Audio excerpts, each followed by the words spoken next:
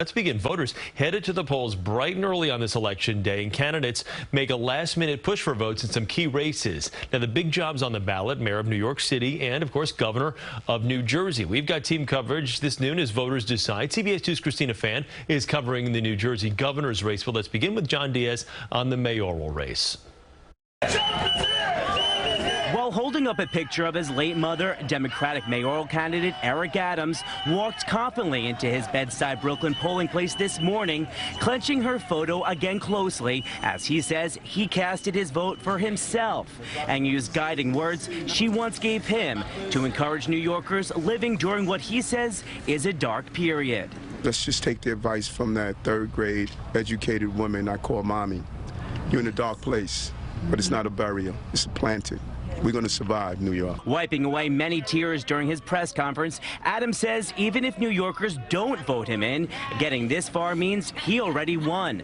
Growing up as a dyslexic child of a single mother and a man who experienced being arrested and the possibility of being homeless. I'm not supposed to be standing here, but because I'm standing here,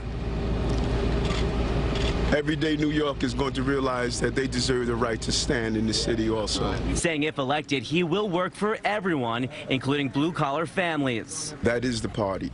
If we abandon blue-collar Americans, we're going to lose our party. And in Manhattan today, on the Upper West Side, Republican candidate Curtis Sliwa also holding something in his hands, the 17th cat he just adopted, 4-week-old Gizmo, pledging to put an end to kill shelters if he wins. Gandhi said a society that does not treat its animals well will not treat its human beings well. The kitten wasn't allowed in, but he went inside with his wife. But then more problems broke out. Sliwa was told state law prohibited him from wearing his campaign jacket into the polling place. He protested, and they eventually allowed it. After that, his paper ballot got stuck in the scanning machine, and things got tense, and police were called.